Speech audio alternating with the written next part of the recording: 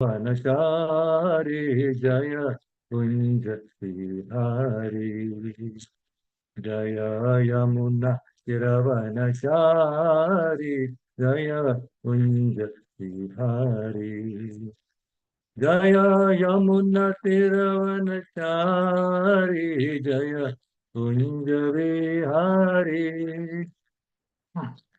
जय यमुना तिरवनचारी जय कुंज बिहारी हरे कृष्णा कृष्णा कृष्णा हरे हरे हरे राम राम राम हरे हरे हरे कृष्णा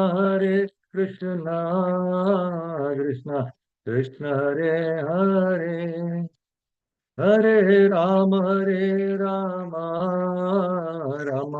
राम हरे हरे हरे कृष्णा कृष्णा कृष्णा हरे हरे हरे राम राम राम हरे हरे जय हरिनाम संकीर्तन की जय। जगन्नाथ बलदेव सुभद्रा की जय। नरसिंह भगवान की जय। पंच तत्व की जय। षड गोस्वामी की जय। गुरु परंपरा की जय। शिल प्रभुपाद की जय। श्री गुरुदेव की जय। तथा गौतम हरि को। ओम नमो भगवते वासुदेवाय। ओम नमो भगवते वासुदेवाय। ओम नमो भगवते वासुदेवाय। नारायणं नमस्कृत्य नरं चैव नरोत्तमं देवीं सरस्वतीं व्यासं ततो जयम् उदीरयेत्. Before reciting the Srimad Bhagavatam, which is a very means of conquest, one should offer respectful obeisances unto the personality of Godhead Narayana, unto Naranarayana Rishi, the supermost human being, unto Mother Saraswati, the goddess of learning, and unto Srila Vyasadeva, the author. Nashta prayesha bhadreshu nityam bhagavata sevaya bhagavati uttama shloke bhaktir bhavati naishtiki. By regular attendance in classes on the Bhagavatam and by rendering of service to the pure devotees, all that is troublesome to the heart is almost completely destroyed, and loving service unto the personality of Godhead, who is praised with transcendental songs, is established as an irrevocable fact. So, Hare Krishna, Prabhu Mataji, I welcome all of you again. So, today in this Bhagavatam session, we'll be discussing from 4th canto, 7th chapter, verse number 44.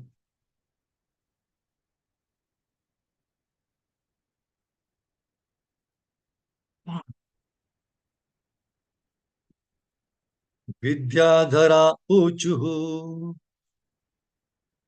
त्वन्माययातमविपद्य कलेवरेऽस्मिन् कृत्वा ममाहम् इति दुर्मतिः उत्पतैः स्वैः क्षिप्तोऽप्यसत् विषयलालस आत्ममोहम् युष्मत्कथामृतनिषेवक उद्व्युदस्ये विद्याधरा ऊचुः त्वन्माययार्थमभिपद्य कलेवरेऽस्मिन् कृत्वा ममाहम् इति दुर्मति उत्पतैः स्वैः क्षिप्तोऽप्यसत् विषयलालस आत्ममोहम् युष्मत्कथामृतनिषेवक उद्व्युदस्येत्.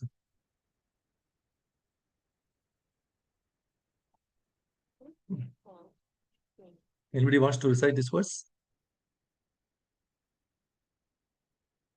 Hare Krishna, may I try? Yes.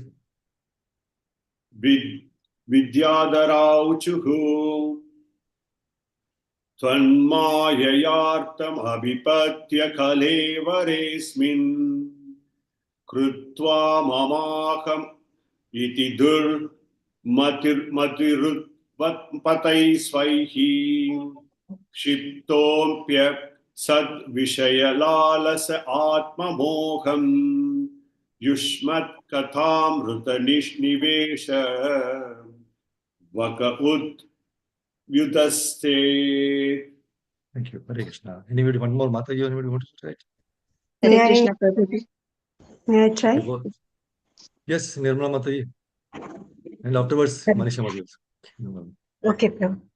विद्याधरौचुः त्वन्माययातमपि त्वन्माययातमभिपद्य कलेवरेऽस्मिन् कृत्वा ममाहमिति दुर्मतिरुत्पथैः स्वैः क्षिप्तोऽप्यसद्विषय Lalas आत्ममोहम् युष्मत्कथामृतनिषेवक उद्वयुदस्येत्. Hare Krishna. Thank you. Yes, Manisha Mataji, you can also. Hare Krishna, Prabhuji. Dandavat Hare pranam. Krishna. Good. Vidyadhara उचुः त्वन्माययार्थमभिपद्य कलेवरेऽस्मिन् कृत्वा ममाहमिति दुर्मतिरुत्पथै स्वै क्षिप्तोऽप्यसद् विषयलालस आत्ममोहम् युष्मत्कथामृतनिषेवक Udvyu, which is Udvyu Dastyet. उद्व्युत्सयेत् Setu. Thank you, Hare Hare Krishna. Krishna. Go to word meaning, synonyms. Vidyadharaha, the Vidyadharas. Uchuhu said, Tvat Mayaya, by your external potency. Artham, the human body. Abhipadya, after obtaining. Kalevare, in the body. Asmin, in this. Kritva, having misidentified. Mama, mine. Aham, I. Iti, thus. Durmatihi, the ignorant person. Utpataihi, by wrong roads. Svaihi, by one's own belongings. Kshiptaha, distracted. Api, even. Asat, temporary. Vishaya lalasaha, having his happiness in sense objects. Atma moham, the illusion of the body as the self. Yushmat, your. Katha, topics. Amrita, nectar. Nishevakaha, relishing. Put, from a long distance. Vidya Seth, can be delivered. Translation and purport by His Divine Guest Srila Prabhupada. Srila Prabhupada ki jai. Please hear the translation and purport. The Vidyadharas said, Dear Lord, this human form of body is meant for attaining the highest perfectional objective. But impelled by your external energy, the living entity misidentifies himself with his body and with the material energy. And therefore, influenced by Maya, he wants to become happy by material enjoyment. He is misled and always attracted by temporary, illusory happiness. But your transcendental activities are so powerful that if one engages in hearing and chanting such topics, he can be delivered from illusion. Purport. Please hear the purport, very nice. It's very important purport to understand. The human form of life is called Arthada because the body can very nicely help the embodied soul to achieve the highest perfection. Prahlad Maharaj said that even though temporary, the body can give us the highest perfection achievement. In the process of evolution from the lower to the higher grade of living, the human form of life is a great boon. But Maya is so strong that in spite of achieving this great boon of the human form of life, we are influenced by temporary material happiness and we forget our goal of life. We are attracted by things which will cease to exist. The beginning of such attraction is the temporary body. In this horrible condition of life, there is only one way of liberation, to engage in the activities of transcendental chanting and hearing of the holy name of the Supreme Lord. Hare Krishna, Krishna Krishna, Hare Hare, Hare Rama, Rama Rama, Hare Hare. The words Yushmat Kathamrita Nishevakaha mean those who engage in relishing the nectar of the topics of your Lordship. There are two narrative books which especially concern the words and activities of Krishna. Bhagavad Gita is the instruction given by Krishna, and Srimad Bhagavatam is the book containing topics exclusively about Krishna and his devotees. These two books are the special nectar of the words of Krishna. For those who engage in the preaching of these two Vedic literatures, it is very easy to get out of the illusory conditional life imposed upon us by Maya. The illusion is that the conditioned soul does not try to understand his spiritual identity. He is more interested in his external body, which is only a flash and which will be finished as soon as the time is designated. The whole atmosphere will change when the living entity has to transmigrate from one body to another. Under the spell of Maya, you will again be satisfied in a different atmosphere. So this spell of Maya is called Avaranatmika Shakti because it is so strong that the living entity is satisfied in any abominable condition. Even if he is born as a worm living within the intestine or abdomen in the midst of urine and stool, still he is satisfied. This is the covering influence of Maya. For the human form of life is a chance to understand. And if one misses this opportunity, he is most unfortunate. The way to get out of illusory Maya is to engage in the topics of Krishna. Lord Chaitanya advocated a process whereby everyone may remain in his present position without change, but simply hear from the proper authoritative sources about Krishna. Lord Chaitanya advised everyone to spread the word of Krishna. He advised, all of you become spiritual masters. Your duty is simply to talk to whomever you meet of Krishna or of the instructions given by Krishna. The International Society for Krishna Consciousness is operating for this purpose. We do not ask anyone to first change his position and then come to us. Instead, we invite everyone to come with us and simply chant Hare Krishna, Krishna Krishna, Hare Hare, Hare Rama, Rama Rama, Hare. Because we know that if one simply chants and hears the topics of Krishna, one's life will change. You will see a new light and his life will be successful. Jai Shri Prabhupada's transcendental purport ki Jai.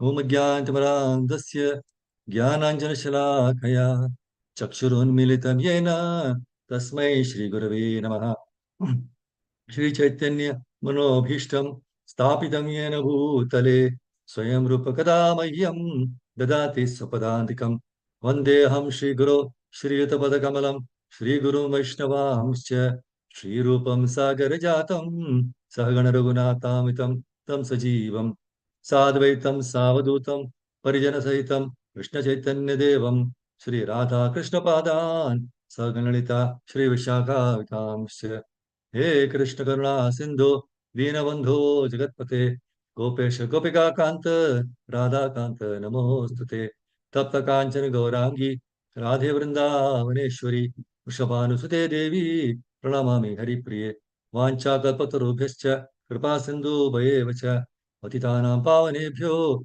Vaishnavebhyo Namo Namaha Jai Shri Krishna Chaitanya Prabhu Nityananda Shri Advaita Gadadhara Srivasadi Gaura Bhaktivinoda Hare Krishna, Krishna Krishna, Hare Hare, Hare Rama, Rama Rama, Hare Hare. Yonta Pravishya Mamavacha Mimam Prasuptam, Sanjeevayati Akila Shakti Darasvadhamna, Anyam Sahasta Charana Shavanato Gadin, Prana Namo Bhagavate, Purushaya Tubhyam. Mukam Karoti Vacharam, Pangam Nivete Girip, Yatrapatma Mandre, Dintarama, Mukam. Namo Vishnu, Vishnu, Vishnu, Namo Vishnu, Namo Vishnu, Vishnu, Bhakti, Namo Vishnu, Krishna, So Hare Krishna, Prabhu Swadais. Thank you very much for joining this Srimad Bhagavatam session. So this chapter is entitled The Sacrifice Performed by Daksha. And we have been seeing that from verse 26 onwards, various of the people who are assembled in the Yajna arena, each of them are giving their wonderful prayers to Lord Vishnu. Starting from 26, Daksha, then the priest, Shiva, Bhrigu, Lord Shiva, right? Then Bhrigu, Lord Brahma. So like that. So now today we'll be discussing verse number 44, where the Vidyadharas, they are praying. So they are the class of a demigod actually.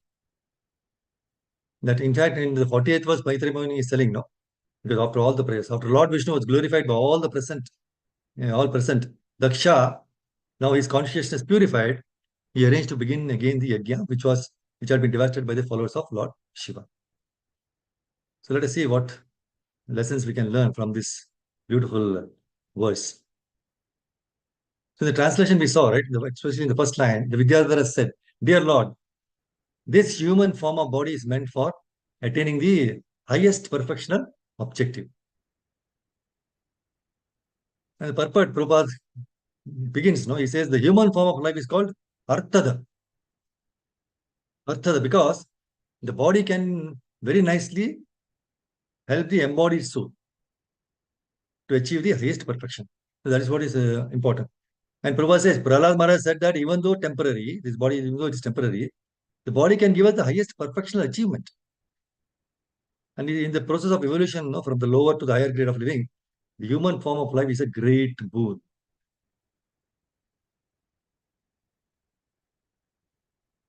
See, Vedanta Sutra, it says, try to understand yourself.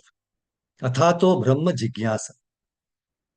This form of human life is meant for inquiring about Brahman. See, we are all Brahmans because we are part and parcel of Krishna, who is the supreme Brahman. Therefore, we are all Brahman. Now, if you do not inquire about Brahman, then Prabhupada says in one of the lectures that then that is suicide. So, in the human form of life, we have to make inquiries. What is Brahman? Athato Brahma Jigyasa. Now, Jigyasa means what? Inquiry, right? So, this is the first thing in the Vedanta Sutra. Atha. Atha means hereafter. Athato Brahma Jigyasa. So, Atha means hereafter. So, hereafter means what? It means that we have passed through the 84 lakh species of life. Now we have got this civilized form of human body. So now it is time to inquire what I am, what is God, what is my relationship with God. So in every human society, there is such inquiry, right? And there is some answer also. So cultivating this knowledge, what is that knowledge? Krishna consciousness is very, very essential. And if we do not take to these inquiries, no, we will be simply engaging ourselves in the animal propensities. Eating, sleeping, mating, and defending. See, because this metal body is animal body, okay, but this consciousness is developed. See, in the animal body or the lower than animal body, just like trees, plants, they are also living entities, but the consciousness is not developed. Now, if you cut a tree, because the consciousness is not developed, it does not protest, but it feels the pain. But if you kill one animal, it protests because the consciousness is more developed. Similarly, if you kill a man, the protest is very heavy, vehement, because the consciousness is still more advanced. So in this way, in different forms of life, we are developing different types of consciousness.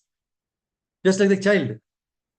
Now, because it has got a certain type of body, its consciousness is not so developed. But when this body will be grown up, then consciousness also will be different, more developed. Now, similarly, see,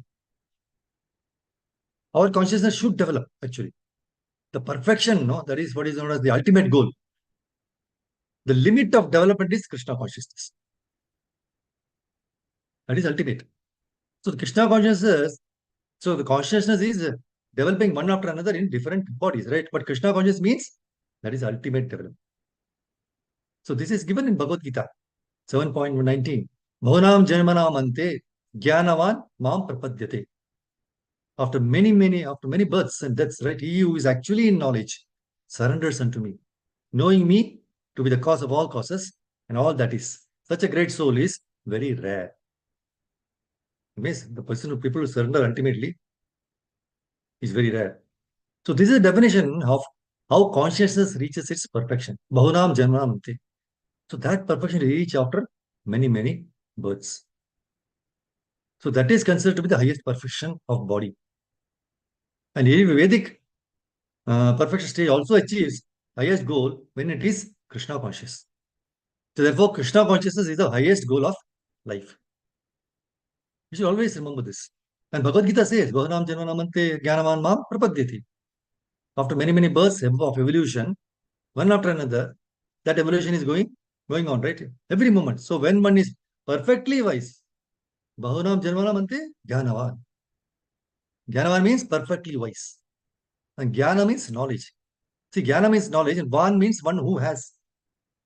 So the Sanskrit word Van, just like Bhagavan, Bhaga means opulence, and one means one who has. So Bhagavan means one has got all the 6 kinds of opulences in full. So what is Krishna consciousness? Krishna says, one who surrenders unto me, one who comes to me and surrenders, right? Like what? How does he surrender? My dear Krishna, I now understand that you are my eternal protector. You are my eternal friend. You are my eternal maintainer. I forgot you. Now I understand. So I come to you and surrender. Please give me protection. So this is called Sharanagati, complete surrender. So he is the wisest man and he continues to serve Krishna. So that is Krishna consciousness. See in Srimad Bhagavatam 11:9-25, the Avadhuta Brahmana says, the material body is also my spiritual master because it teaches me detachment. Being subject to creation and destruction, it always comes to a painful end. Thus, although using my body to acquire knowledge, I always remember that I will ultimately be consumed by others. And remaining detached, I move about this world. See, right from the moment the material body is formed in the womb of the mother, we find that the body is exposed to so much pain.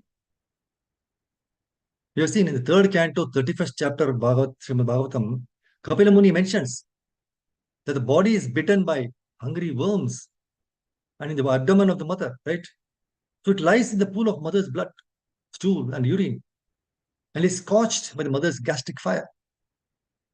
Then, after birth, also, the body is exposed to various kinds of bites by insects and mosquitoes. As the child grows, the body is subjected to various kinds of injuries or diseases. Even by some fortune, if the body escapes injuries and accidents, still at the end of life, it is definitely subjected to dwindling and decay.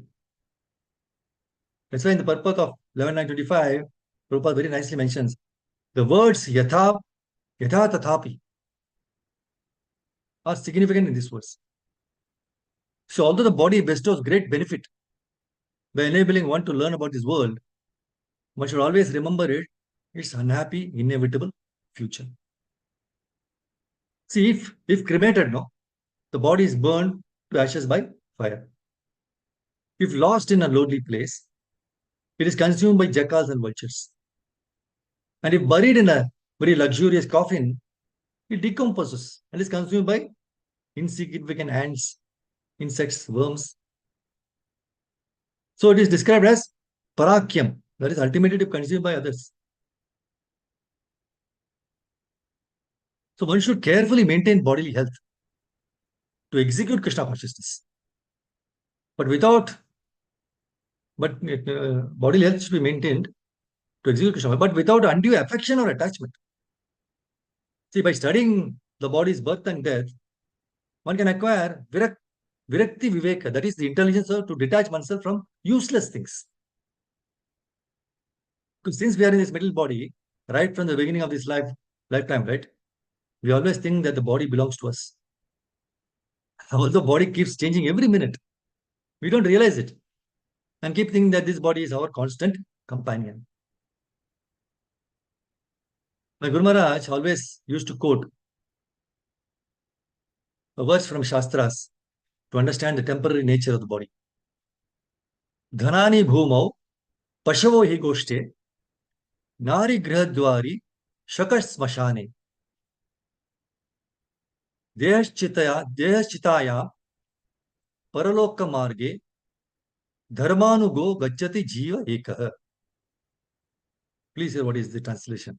Wealth, lands, farms, cattle, spouse, they will not accompany us in our final journey. Wealth, lands, farms, cattle, spouse, they will not accompany us in our final journey. Friends and relatives will accompany us till the grave. Body will be with us only till the funeral pyre. So whatever you have heard or remembered about Krishna will accompany you. Otherwise, nothing accompanies us. So, realizing this truth, no, we have to utilize our body properly in the service of Krishna. So, we just learned the lesson of detachment to be from the middle body, right? Actually, the middle body also teaches us detachment. We just saw how the Avadura Pramana in 11:9:25 is telling about us. Now, let us see what are the ill effects of being over-attached to the material body. So, in 11:26, Avadut Purana says, a man attached to the body accumulates money with great struggle to expand and protect the position of his wife, children, property, domestic animals, servants, homes, relatives, friends, and so on. He does all this for the gratification of his own body. As a tree, before dying, produces the seed of a future tree. The dying body manifests the seed of one's next material body in the form of one's accumulated karma. So, thus assuring the continuation of middle existence. Middle body sinks down and dies. So, first he tells about valuable lesson given by the middle body as about detachment from the body. And now he says, telling us the ill effects of being over-attached to the body. So, this body is temporary and soul is eternal. But unfortunately, in the material body, we spend 99% of our time and energy in taking care of our bodily needs, and we hardly pay very little or no attention to the eternal soul. Activities related to soul, no? Bhakti yoga, it will not accumulate karma.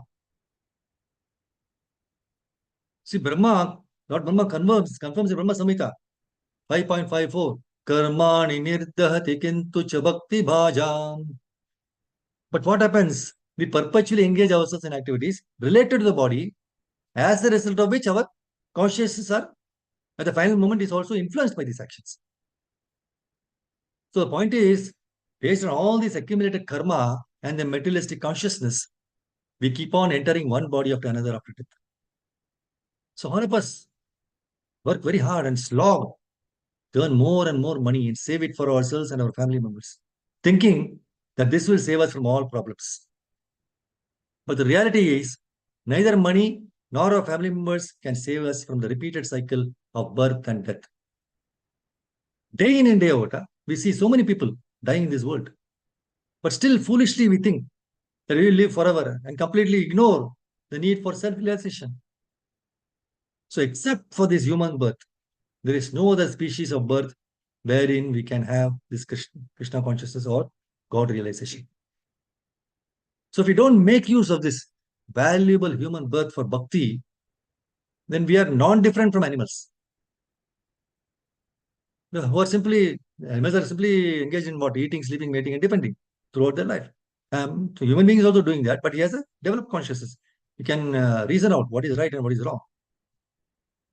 In the purport of 214 of Bhagavatam, Rupa says, the great ocean of material nature is tossing with the waves of time, and the so-called living conditions are something like foaming bubbles, which appear before us as bodily self, wife, children, society, countrymen, etc. So due to the lack of knowledge of self, we become victimized by the force of ignorance. And therefore, we spoil the valuable energy of human life in the vain search after search of what? Of permanent living conditions, which are impossible in this middle world. See, our friends, relatives, wives, children are not only fallible, but also bewildered by the outward glamour of material existence. So, see, they cannot save us. Still, we think that we are safe within the orbit of family, society, or country. In Bhagavatam verse 551, Lord Rishabhadeva, while instructing his son, also insists on the futility of over-indulging ourselves in sense gratificatory activities. Sorry, excuse me. So Rishabhadeva says, he's telling to his sons, my dear boys, of all the living entities who have accepted material bodies in this world, one who has been awarded this human form should not work hard day and night simply for sense gratification, which is available even for dogs and hogs that eat stool. One should engage in penance and austerity to attain the divine position of devotional service. By such activity, one's heart is purified, and when one attains this position, he attains eternal, blissful life, which is transcendental to material happiness and which continues forever.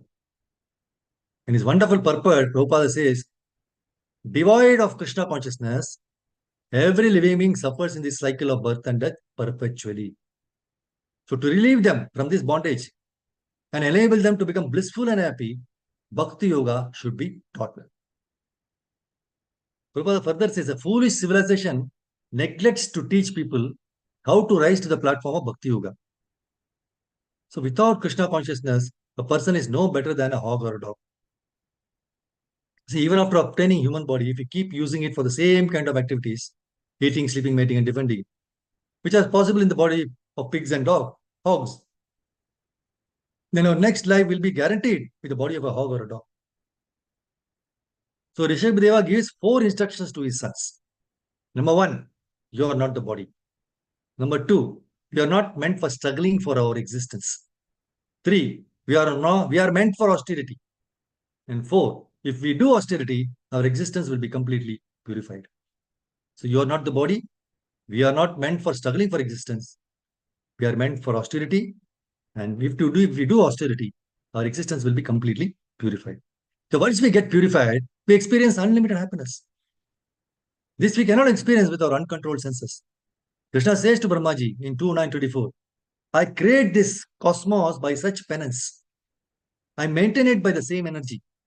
And I withdraw it all by the same energy. Therefore, potential power is penance only, tapa. That's what he told when Brahmaji was born, right? So Krishna values this austerity very nicely. That's why in the 2.58 Bhagavad Gita, Krishna says, one who is able to withdraw his senses from sense objects, as the tortoise withdraws its limbs within the shell, is firmly fixed in perfect consciousness. See, by the mercy of Chaitanya Mahaprabhu, tapasya is made very easy in Kali Yuga. Simply chant Hare Krishna, Krishna Krishna, Hare Hare, Hare Ram, Ram Ram, Hare Hare. So to control our senses, Prabhupada says that we have to remember this in the morning. What is that? I am a spirit soul. Somehow or the other, I am in contact with matter. This is my trouble. Now I have to detach from this matter and be situated in my pure spiritual state. Then I can be free from all the miseries. So I shall not do anything for my sense gratification, but I shall do everything for the satisfaction of Krishna.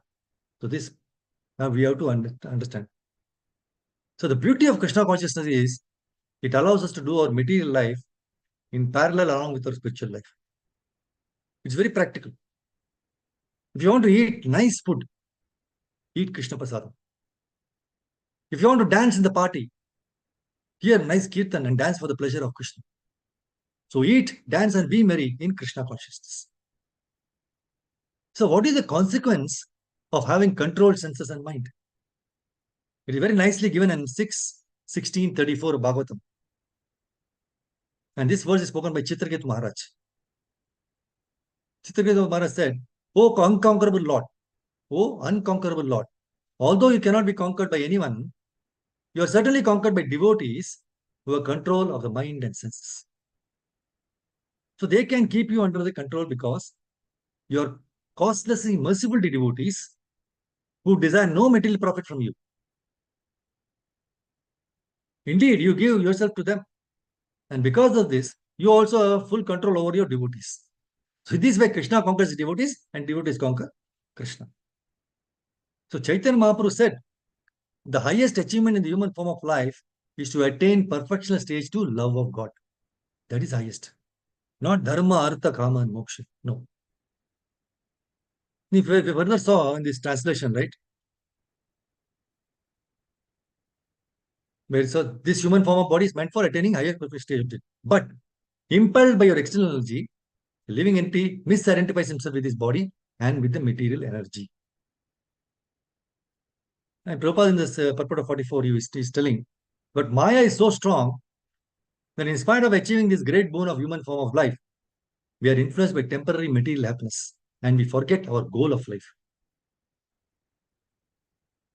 So we are attracted by things which will cease to exist, right? So the beginning of such attraction is the temporary body. So the point to understand is when the living entity, when it forgets its constitutional position as an eternal servant of Krishna, is immediately entrapped by the illusory external energy. See, the living entity is originally part and parcel of Krishna.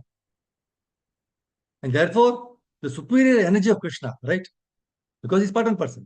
And he's endowed with minute energy, inconceivable minute energy that works inconceivably within the body. However, the living entity, forgetting his position, is situated in material energy. And the living entity is called the marginal energy because by nature he is spiritual. But by forgetfulness, he is situated in the material energy. So you can go either on the top or the bottom. So thus he has the power to live either in the material energy or in the spiritual energy. And for this reason, is called marginal energy. But being in the marginal position, he is sometimes attracted by the external illusory energy. And this is the beginning of his material life. And when he enters the material energy, he is subjected to the threefold time measurement: past, present, and future. Past, present, and future belong only to the material world. They do not exist in the spiritual world. The living entity is eternal, and he existed before the creation of the material world. Unfortunately, he has forgotten his relationship with Krishna. So the living entity's forgetfulness is described as anadi, which indicates that it has existed since time immemorial. So one should understand that due to his desire to enjoy himself in competition with Krishna, the living entity comes into the material existence. See, in 291, Maharaj Parikshit's question before that, he has questioned how a living entity began his material life, although he is apart from the material body and mind. It is very perfectly answered. The spirit soul is distinct from the material conception of his life, but is absorbed in such a material conception because of being influenced by the external energy of the Lord called Atma Maya. So the external energy is controlled by Krishna. And the living entities are controlled by the external energy. You understand? External energy is controlled by Krishna, and the living entities are controlled by the external energy, by the will of the Lord. Therefore, although the living entity is purely conscious in his pure state, he is subordinate to the will of Krishna in being influenced by the external energy of the Lord. That's why 15.15 Bhagavad Gita also the same thing is confirmed. The Lord is present within the heart of every living entity. And all the living entities of consciousness and forgetfulness are influenced by Krishna. Now the question automatically made will be, why Lord influences the living entity to such consciousness and forgetfulness? The answer is that Krishna clearly wishes that every living entity be in his pure consciousness as a part and parcel of Krishna, and thus be engaged in the loving service of the Lord as is constitutionally made. But because of the living entity is partially independent also, minute independence is given, he may not be willing to serve the Lord, but may try to become as independent as the Lord himself. So as the non-devotee living entities are desirous of becoming equally as powerful as the Lord, although they are not fit to become also. Right? So the living entities are illusion by the will of Krishna because they wanted to become like Krishna. See, it's like a person who thinks of becoming a king without possessing the necessary qualification. So when the living entity desires to become the Lord himself, he is put in a condition of dreaming that he is a king. Therefore, the first sinful will of the living entity is to become the Lord. And the consequent will of the Lord is that the living entity forgets his factual life and thus dream of the land of utopia, right? Where he may become one like the Lord. You only dream. You might have seen the child. Child cries to have the moon from the mother. I want that moon. Mother, they cannot bring the moon, right? Mother gives a child a mirror to satisfy the crying and disturbing child with the reflection of the moon. Similarly, the crying child of the Lord is given over to the reflection, the material world, to lord it over as karmi, and to give this up in frustration to become one with the Lord. So both these stages are dreaming illusions only. So there is, Prabhupada, he says in 291 purport, there is no necessity of tracing out the history of when the living entity desired this. But the fact is that as soon as he desired it, he was put under the control of Atma Maya by the direction of the Lord. So the living entity in his mental condition is dreaming falsely that this is mine and this is I. The dream is that the conditioned soul thinks of his mental body as I, or falsely thinks that he is the Lord, and that everything in connection with that mental body is mine. So only in dream does the misconception of I and mine persist life after life. So this continues life after life. As long as the living entity is not purely conscious of his identity as a subordinate part of the Lord, he is always the misconception is there, I and mine. But in his pure consciousness, there is no such misconceived dream. And in that pure conscious state, the living entity does not forget that he is never the Lord, but that he is eternally servitor of the Supreme Lord Krishna in transcendental love. See, we shall not get, immediately we shall not have a chance to get a human body again if we spend our conserved energy for sense enjoyment. Now we have got, but we don't utilize it properly for self-realization. Then it's not so easy. 84 lakh species. That may, after 84 lakh, maybe a tree, whatever it is, aquatic. Then to come to the human form, it's so long. How many 84 lakhs, we don't know. So the senses have their utility for the service of the Lord. Senses have the utility for service of the Lord. And if properly engaged, they can reach the highest perfection of being directly engaged in the service of the Lord in his personal presence in Goloka. So when the living entity thus goes back to Godhead and engages in the personal service of the Lord, he is said to have attained Samsiddhi Parama, the highest perfection. This is confirmed in Bhagavad Gita. See, in this 44th verse again, the translation, we just actually, two statements were there. Human form of body is meant for attaining highest perfection, but because of your external energy, he is misidentifying himself with the body. And influenced by Maya, he wants to become happy by material enjoyment. He wants to enjoy material enjoyment. See, there are 8 verses in the Guru Ashtakam. First verse is Samsara Davana Nalli the Loka Tranaya Karunya Ghana Ghanatvam. So Guru's first business is to deliver the suffering humanity from the forest fire of the material existence. So this material existence is compared with forest fire. See, nobody goes to the forest and there to set fire, right? It automatically there is fire. The friction. Therefore, this material existence has been compared with the forest fire. See, here everyone wants to become happy, but there is fire. Even if we do not want, there is fire. What is that? Miseries, right? So because this material world, this place for me is suffering. It's confirmed by Krishna himself in Bhagavad Gita. 8 of Maya, sufferings we have taken as happiness or enjoyment. This is Maya. Actually, there is no enjoyment here. There is enjoyment. When we have to die, then there is no question. Where is the question of enjoyment? Does anybody want to die? No, nobody wants to die. If there is some danger, immediately what we do? We run away. So nobody wants to die. Therefore, in the Bhagavad Gita, the 4 principles of unhappiness, 4 principles of unhappiness is described by Krishna, 13.9. Janma Mrityu Jara Vyadi Dukkha Doshanu Darshanam. So those who are intelligent, they will see 4 principles of major suffering. What is that? Janma Mrityu Jara Vyadi. To take birth, to die, to suffer from diseases, and to become old. So long you have got this material body, you have to suffer. Now, under the spell of Maya, you can accept suffering as enjoyment. That is your business. But it is suffering. So, therefore, Guru's business is to deliver the disciple from the suffering of this suffering condition. Samsara Davana Nalalida Loka Tranaya Karunya Ghana Ghanatvam. So, one who has got this mercy from the Supreme Lord, he can deliver this. Right? So, the Gurus, out of many other businesses, one business is Shri Vigrahara Dhana Nitya Nana, to establish temple for regularly worshiping the deity of the Supreme Personality of God. Shri Vigrahara Dhana Nitya Nana, right? We always say in the morning.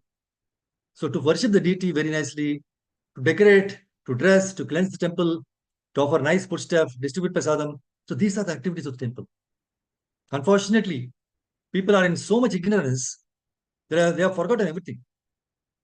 They are living like cats and dogs. So this is a great opportunity actually now that you're going to open a nice temple here. So not only open temple, but you take part yourself in how to decorate the deity, how to cleanse the temple, how to offer nice prasadam, how to distribute prasadam, how to chant Hare Krishna mantra. So when you have a temple nearby, you can all do this seva. then automatically all your difficulties, mental difficulties, think of so many things, totally disturbed, depressed, all these things can go away. Just going to temple and doing this seva. See, everyone is trying to become happier. The karmis, the gyanis, yogis, devotees. Because in the material world, there is no happiness. So the karmis are trying to be happier to increase their sense gratification. So one man has got 100, see, Prabhupada in one of the lectures says, one man has got $100 income.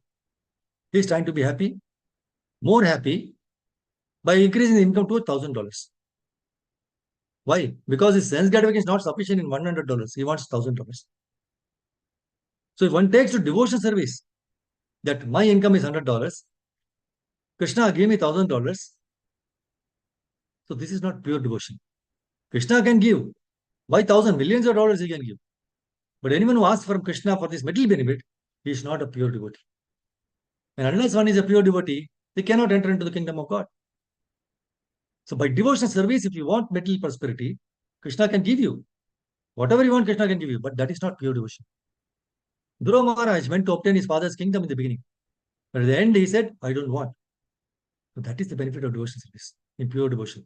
So if anyone has got any desire for material benefit and takes to Krishna consciousness, Krishna can give him. But the benefit is that one day he will come to the stage, he will ask nothing from the Lord.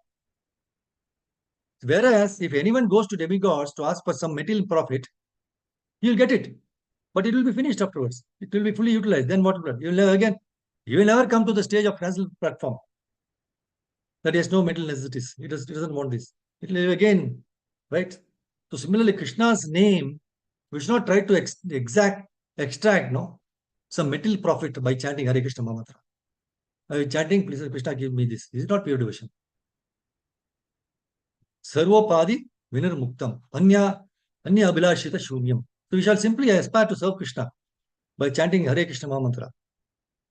We say, hey, Hare Krishna, my Lord, Hare Krishna, oh, energy of Krishna, please engage me in your service. That's what we are doing from the chanting of Hare Krishna Mantra. So Krishna is never influenced by the illusory energy, Maya. We become influenced by Maya. See, just like the cloud, no? The cloud cannot cover the sun. It is our eyes which are covered by the cloud. We say that now the sun is covered by the cloud. No, that is not the fact. Sun is very, very big. It cannot be covered by the cloud. It is our eyes which are covered by the cloud. So similarly, Maya, we are very small part and parcel of Krishna, tiny, teeny, weeny. Therefore, we are covered by Maya. Sometimes, not always. Only when we forget Krishna, we are covered by Maya. So as soon as we try to forget Krishna, immediately Maya is there. So if we want to go back again to Krishna, then Bhagavad Gita 7.14 says, Devi hi yashagunamayi mama maya duratteya. You cannot go back to Godhead by your own speculation. That is not possible. You can go on speculating to become one with the God. That is another thing. But if you actually want to know God and see God, then Krishna says, Mameva ye prapadyante mayam etam tarantite. Simply surrender to Krishna and Maya will give you no more trouble. You can see Krishna. This is the process. And in the purport, in the translation 44 again, you can see after all these difficulties of the human body, that is to perfection, but because of this, we are not able to do that. So there's an encouraging statement. Your transcendental activities are so powerful, Vidyadhara is praying, no?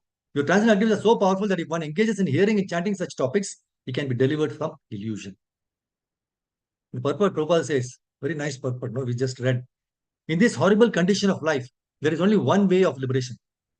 To engage in the activities of transcendental chanting and hearing of the holy name of the Supreme Lord. Hare Krishna, Krishna Krishna, Hare Rama, Rama Rama, Hare. And he says the word Yushmat Kathamrta Nishevaka mean those who engage in relishing the nectar of the topics of your Lordship. And Prabhupada very nicely mentions about that there are two narrative books which especially concern the words and activities of Krishna. What are they? Bhagavad Gita is the instruction of given by Krishna, and Srimad Bhagavatam is a book containing topics exclusively about Krishna and his devotees. So these two books are the special nectar of the words of Krishna. So for those who engage in the preaching of these two Vedic literatures, it is very easy to get out of the illusory conditioned life imposed upon us by Maya.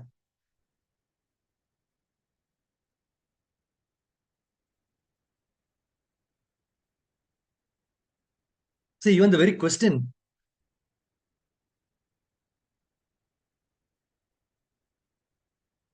Anybody asks questions about Krishna and has it, right? And his pastimes. That is the best subject matter for hearing. The very question is so nice that is the best subject matter for hearing, right? Simply by such questioning and hearing, no, one can achieve the highest perfection stage of life. Because Lord Krishna is the original Supreme Person. So any question about him is original and perfect. So Chaitanya Mahaprabhu said the highest perfection of life is to achieve the transcendental loving service of Krishna. Because questions and answers about Krishna, it will elevate one to that transcendental position. So the questions of Maharaj Parishit about Krishna's philosophy are greatly glorified. So Maharaj Parishit actually wanted to absorb his mind completely in Krishna in those 7 days and 7 nights. And such absorption can be effected simply by hearing about the uncommon activities of Krishna. For instance, in the Bhagavad Gita, it is stated that simply by understanding the transcendental nature of Lord Krishna's appearance and disappearance and activities, one can immediately return back home, back to Godhead, and never come back to this miserable condition of material existence. So it is very auspicious, therefore, to hear always about Krishna. So Maharaj Parishit requested Shukadeva Goswami to narrate the activities of Krishna so that he could engage his mind in Krishna. The activities of Krishna are non-different from Krishna himself. As long as one is engaged in hearing such transcendental activities of Krishna, he remains aloof from the conditioned life of material existence. So the topics of Krishna are so auspicious that they purify the speaker, the hearer, and the inquirer. They are compared to the Ganges waters which flow from the toe of Lord Krishna. So wherever the Ganges waters go, they purify the land and the person who bathes in them. So similarly, Krishna Katha, the topics of Krishna are so pure that wherever they are spoken, the place, the hearer, the inquirer, speaker, and all concerned, they become purified. See, because people are very much interested in hearing social and historical presentations, no? Vyasdeva has compiled many books such as Puranas and Mahabharata. So these books are reading matter for the mass of people. And they were compiled with a view to reviving their God consciousness. Now forgotten in the conditioned life of material existence, right? So the real purpose of such literature is not so much to present topics of historical references, no, but to revive the people's sense of God consciousness. For example, Mahabharata is the history of the battle of Kurukshetra. And the common people read it because it's full of topics regarding social, political, economic problems of human society. But factually, the most important part of Mahabharata is Bhagavad Gita, which is automatically taught to readers along with the historical narrations of Battle of Kurukshetra. So Vidura explained to Maitreya Muni his position of being fully satiated with the knowledge of mundane social and political topics, and he doesn't have more interest in it. He was anxious to hear transcendent topics regarding Lord Krishna. Now, because there were insufficient topics directly concerning Krishna in the Puranas and Mahabharata, he was not satisfied and wanted to know more about Krishna Katha, or topics regarding Krishna. But they are transcendental. There is no satiation in hearing such topics. Bhagavad Gita is important on account of its being Krishna Katha, or speeches delivered by Lord Krishna. The story of Battle of Kurukshetra may be interesting for the mass of people, but to a person like Vidura, who is highly advanced during devotional service, only Krishna Katha, that which is dovetailed with Krishna Katha, is interesting. So Vidura wanted to hear of everything from Maitreya Muni. So he inquired from him, but he desired that all the topics be in relationship with Krishna. So as a fire is never satisfied in its conception of firewood, so pure devotee of the Lord never hears enough about Krishna. He wants more and more. So historical events and other narrations, which are concerning social and political incidents, all become transcendental as soon as they are in relationship with Krishna. But that is a way to transform mundane things into spiritual identity. So the whole world can be transformed into Vaikuntha if all worldly activities are dovetailed with Krishna Katha. So there are two important Krishna Kathas current in the world, Bhagavad Gita and Srimad Bhagavatam. So Bhagavad Gita is Krishna Katha because it is spoken by Krishna. Whereas Srimad Bhagavatam is Krishna Katha because it narrates about Krishna. So that's why Chaitanya Mahaprabhu advised all his disciples to preach Krishna Katha all over the world without discrimination, because the transcendental value of Krishna Katha can purify one and all from material contamination.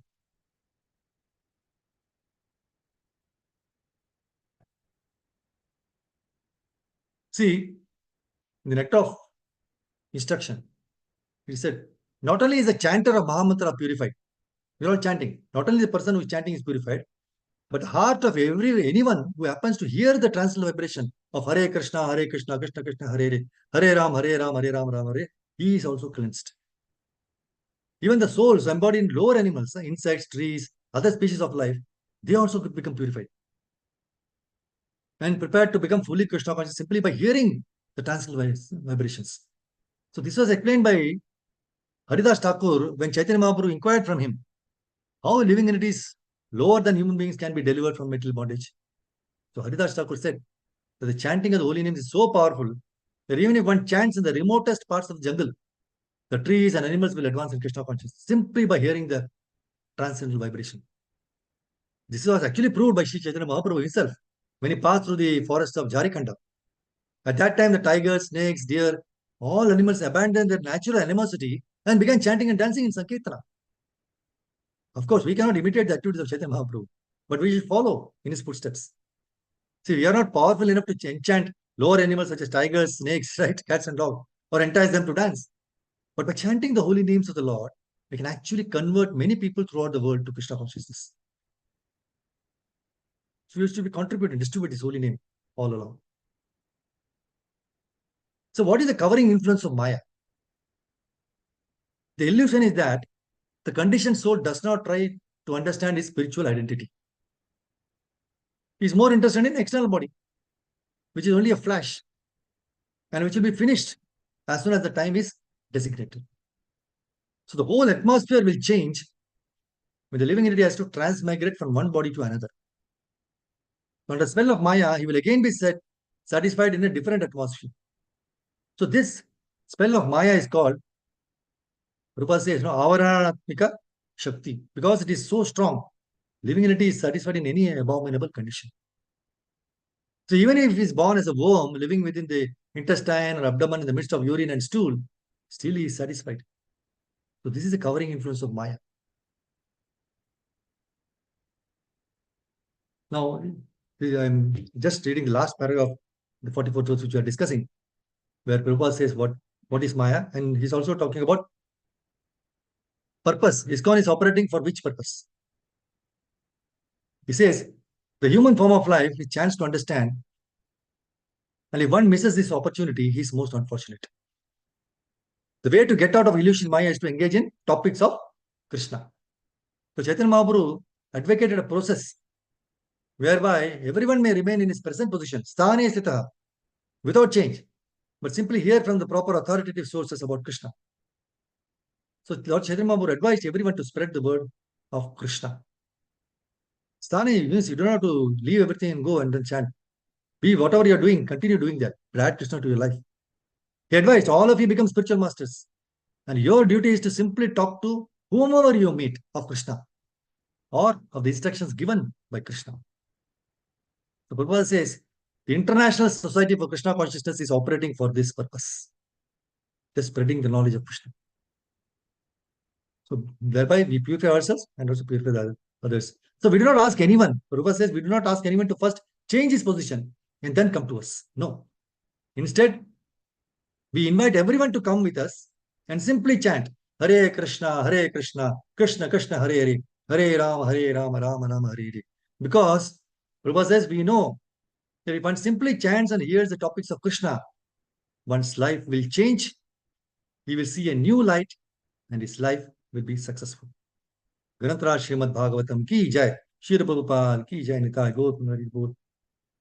Vancha kalpatarubhich kripa sindhu bhayevacha, patitanam pavanebhyo vaishnavebhyo namo.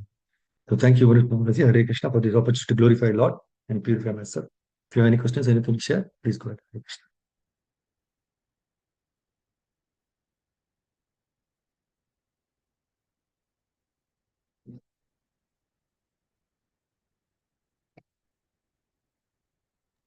Hare Krishna, you mentioned about the third canto, 31st chapter, Kapila Muni. Yes. Kapila Muni's, is that the full chapter is the Kapila Muni's one? Yeah, he's talking about the Any verse, baby in the womb of the mother, okay. Any how verse, it develops. any verse numbers on that? No. It's the whole topic is like that. Yeah. It's wonderful. Jantu's prayers, actually. It is Jantu's prayers. Thank you. Thank you, Hare Krishna. Hare Krishna. It's okay. Thank you very much, Mataji and Prabhuji. If nothing is there, just close. Thank you very much, Prabhuji. Dandavat Pranam. Lord Pranam, Mataji. Hare Krishna. So thank you, Mataji and Prabhuji, for hearing patiently. Thank you, Prabhuji. Very Thank you. wonderful lessons, Prabhuji, today. Hare Very Krishna. good. Jai Hare Krishna. Please do share the recording. I would like to hear it again, Prabhuji. Sure, Mataji. Yes. Thank you. Thank you so much. Thank you, Hare Krishna. Hare Krishna, Prabhuji. Dandavat Krishna. Pranam. Hare Krishna. Hare Krishna, Prabhuji. Dandavat Pranam. Hare Thank you. Krishna. Thank you very much.